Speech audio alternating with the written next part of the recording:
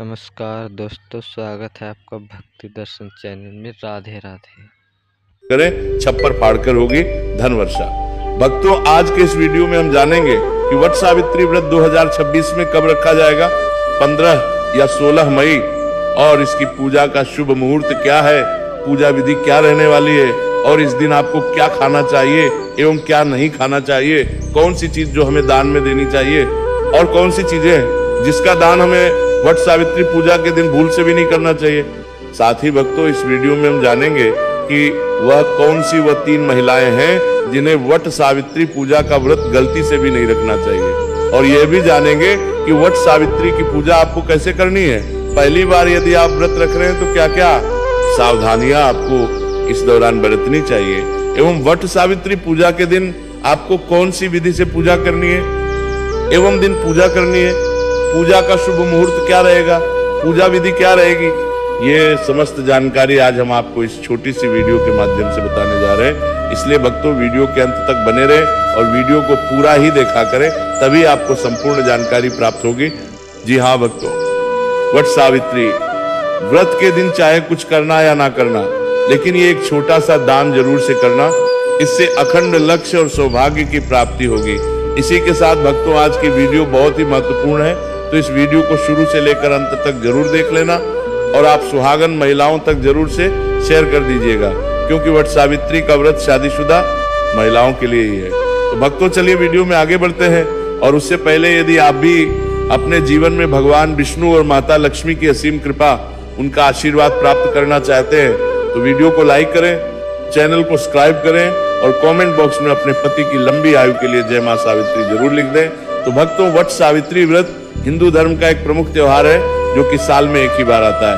वट सावित्री का व्रत सुहागन महिलाएं अपने पति की लंबी उम्र एवं स्वस्थ निरोगी जीवन के लिए करती हैं। हर वर्ष ये सावित्री व्रत ज्येष्ठ मास की अमावस्या तिथि के दिन रखा जाता है। आज इस वीडियो में हम जानेंगे कि वट सावित्री व्रत कैसे करें, से लेकर तक की संपूर्ण जानकारी आपको सिर्फ इसी वीडियो के माध्यम से प्राप्त हो जाएंगी। साथ ही हम आपको शास्त्रों के अनुसार पति की कुशलता के लिए इस दिन कौन सा श्रृंगार आपको करना चाहिए और कौन सा श्रृंगार आपको नहीं करना चाहिए, ये भी आपको बताएंगे। तो भक्तों, वैदिक पंचांग के अनुसार ज्येष्ठ माह की अमावस्या तिथि 16 मई सुबह 5:11 से शुरू होगी और इसकी समाप्ति 17 मई रविवार को मध्य रात्रि 5:30 पर होगी। ऐसे में 16 मई को सावित्री व्रत किया जाएगा। इसी दिन शनि अमावस्या मनाई जाएगी। पूजा का शुभ मुहूर्त 16 मई को सुबह 7:12 से दोपहर 12:15 तक रहेगा, और इसके एक दिन पूर्व यानी कि 15 मई को हम नहाए करते हैं। तो नहाए के दिन आप सबसे पहले नाखून काट लीजिएगा, उसके बाद बाल धो लीजिएगा, और इस दिन हमें शुद्ध भोजन करना चाहिए, यानी लहसुन, प्याज, बैंगन, मसूर की दाल के बिना आपको इस दिन भोजन ग्रहण करना चाहिए, क्योंकि ये सभी चीजें तामसिक प्रवृत्ति की होती है, जिस वजह से वट सावित्री के व्रत में इन्हें खाना निषेध माना जाता है। साथ ही आप इसी दिन अपने दोनों हाथों में मेहंदी जरूर लगा लें, क्योंकि देखिए भक्तों, मेहंदी और महाव्रत सुहागन स्त्रियों की शान होती है। इसीलिए आप इस दिन यदि कोई विशेष प्रकार के श्रृंगार नहीं कर पाते हैं, तो आप कम से कम और महाव्रत जरूर लगा लें।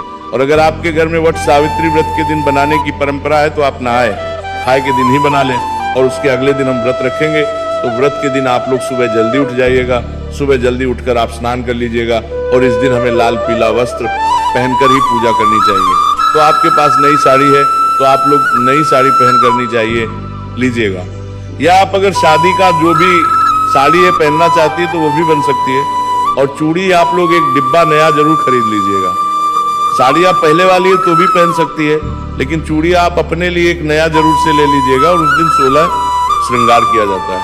तो आप अपना सिंदूर से मांग भर लेना ले, और गले में मंगलसूत्र पहन ले, पैर में पायल बिछुआ और महावर जरूर लगा लीजिएगा। और जो शादी की चुनरी रहती है वो ओढ़कर ही हमें इस दिन पूजा करनी चाहिए, और आप लोग मांग में जो मांग है वो भी जरूर पहन लीजिएगा। और इस दिन हमें टीका पहनकर ही पूजा करनी चाहिए। सुहाग का सबसे बड़ा प्रतीक टीका होता है, तो आप लोग टीका जरूर पहन लीजिएगा। और भक्तों, कई बार क्या होता है कि बहुत सारे लोगों के आसपास वट वृक्ष नहीं होता है, या जो किसी कारणवश नहीं जा सकते हैं। ऐसे लोग अपने घर में कोई छोटा सा वट वृक्ष खरीद कर ला सकते हैं, या वृक्ष की टहनियों को भी लाकर उनकी विधिवत पूजा सकते हैं। लेकिन वृक्ष के पास जाकर पूजा करना अधिक पुण्यकारी होता है। इसलिए जब तक बहुत जरूरी ना हो तब तक घर में पूजा ना करें। लेकिन भक्तों ध्यान रखिएगा, वट सावित्री पूजा के दिन कभी भी हमें बरगद की टहनी नहीं तोड़नी चाहिए। तो आप लोग एक दिन पहले ही बरगद यानी कि वट वृक्ष की टहनी आप मंगवा कर रख लीजिएगा और 16 मई की पूजा में उसी टहनी का इस्तेमाल आप कर लें। इस पूजा में गौरी गणेश का सबसे पहले पूजन किया जाता है, उसके बाद ही हम वट वृक्ष की पूजन करते हैं। और आप गौरी माता हल्दी से बना लीजिएगा और सुपारी में कलावा लपेटकर गणेश जी बना लीजिएगा।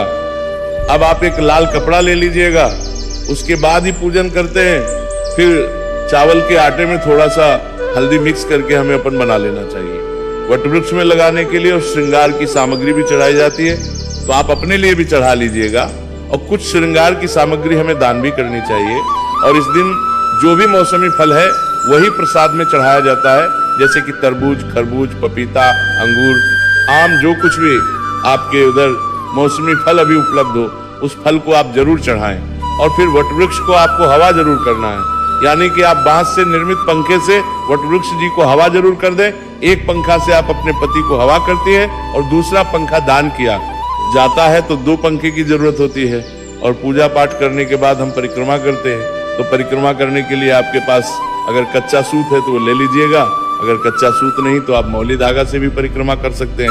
और नियम तो है एक 108 परिक्रमा हमें करनी चाहिए।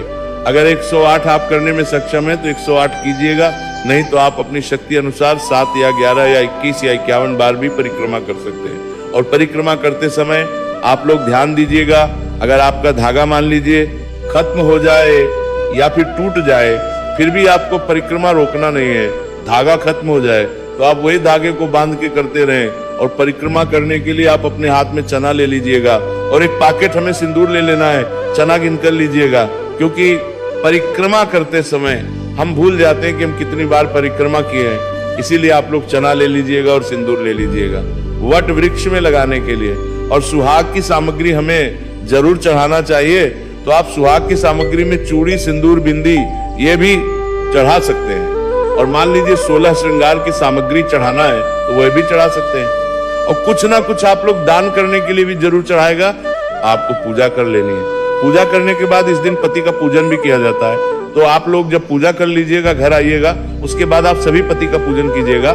सबसे पहले पति के जल से पैर धोए जाते हैं, उसके बाद हम पंखे से हवा करते हैं, टीका लगाते हैं और उनके हाथ में कलावा बांधते हैं। और जो भोग प्रसाद हम लाते हैं वो हम पति को खिलाते हैं। तो पति पूजन हमें जरूर करना चाहिए। और पति पूजन करने के बाद अभी आप चाहे जो शरबत ये ले सकते हैं। देखिए भक्तों, इस व्रत में सिर्फ नमक नहीं खाया जाता है, आप मीठा भोजन कर सकते हैं। तो आप लोग पूजा करने के बाद जो कुछ भी खाना चाहते हैं वो खा सकते हैं। और शाम में सूर्यास्त होने से पहले ही आप मीठा भोजन कर लीजिएगा। सूर्यास्त होने के बाद हमें कुछ भी नहीं खाना चाहिए। और व्रत का पारण हम अगले दिन करेंगे।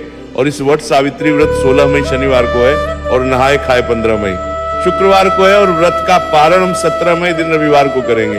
और जो महिलाएं पहली बार वट सावित्री व्रत करना चाहती है वो कर सकती है। और पूजा करने के बाद वहां पर जितनी भी सुहागन महिलाएं हैं उनके मांग में हमें सिंदूर लगा देना चाहिए। और आप लोग प्रसाद जरूर दीजिएगा भक्तों। सत्यवान सावित्री की मूर्तियां, बांस, पंखा, लाल कलावा, धूप, फल, पुष्प, रोली, सुहाग का सामान, बरगद का वृक्ष, जल से भरा कलश। शास्त्रों के अनुसार बरगद के वृक्ष के तने में भगवान विष्णु, जड़ों में ब्रह्मा और शाखों में भगवान शिव का वास है। इस वृक्ष में कई सारी शाखाएं नीचे की ओर रहती हैं, जिन्हें देवी सावित्री का रूप माना जाता है। इसलिए मान्यता है कि इस वृक्ष की पूजा करने से भगवान का आशीर्वाद प्राप्त होता है और मनोकामनाएं पूरी होती हैं। संतान के लिए इस वृक्ष की पूजा करना लाभकारी माना जाता है। मान्यता है कि ज्येष्ठ मास के अमावस्या तिथि के दिन वट वृक्ष की छांव में देवी सावित्री ने अपने पति की पूर्ण जीवित किया था। वृक्ष की पूजा की जाने लगी। हिंदू धर्म में जिस तरह से पीपल के वृक्ष को भगवान विष्णु का प्रतीक माना जाता है, उसी तरह बरगद के पेड़ को भगवान शिव का प्रतीक माना जाता है। भक्तों, इस दिन कौन सी गलतियां भूलकर नहीं करनी चाहिए, चलिए जानते हैं। वट सावित्री में ऐसी कौन सी 3 चीज है जिसे सावित्री माता को नहीं चढ़ाना चाहिए तथा पूजा में इन चीजों को शामिल नहीं करना चाहिए, नहीं तो आपका व्रत टूट जाएगा और आपको पाप लग जाएगा। भक्तों, आगे बढ़ने से पहले सच्चे दिल से कमेंट बॉक्स में अवश्य लिखें जय माता सावित्री। माता सावित्री के लिए एक लाइक तो बनता है। और हमारे चैनल को सब्सक्राइब करके कमेंट बॉक्स में जय मां सावित्री जरूर लिख दीजिएगा। चलिए भक्तों, हम जानते हैं कुछ ऐसी गलतियों के बारे जिन्हें आपको 16 मई वट सावित्री व्रत के दिन भूलकर भी नहीं करना चाहिए। वट सावित्री व्रत में काले और सफेद रंग के कपड़े बिल्कुल भी ना पहने, क्योंकि काला रंग अशुभता का प्रतीक होता है, वही सफेद रंग विधवा या शोक का प्रतीक होता है। इसलिए कम से कम सावित्री की पूजा के दौरान आप इन कपड़ों को ना पहने। लेकिन यदि आप किसी ऐसे पेशे में है जैसे कि डॉक्टर या वकील है, तो आप पूजा करने के बाद सफेद या काले कलर के कपड़े पहन सकते हैं, उसमें कोई भी दिक्कत ना है। लेकिन कोशिश करें कि पूजा के वक्त लाल, गुलाबी, कत्थई, बैंगनी इन सभी रंगों के कपड़े आप पहने। ऐसा करने से माता आपसे अति प्रसन्न होगी और आपको अखंड सौभाग्यवती का वरदान देंगी। भक्तों, इस दिन जितना ज्यादा हो सके श्रृंगार आदि का दान करें, इससे आपके पति पर कभी कोई कष्ट नहीं आएंगे। माता सावित्री प्रसन्न होगी। राधे राधे दोस्तों, वीडियो को लाइक करना ना भूलें, चैनल को सब्सक्राइब कर दें। धन्यवाद। राधे राधे।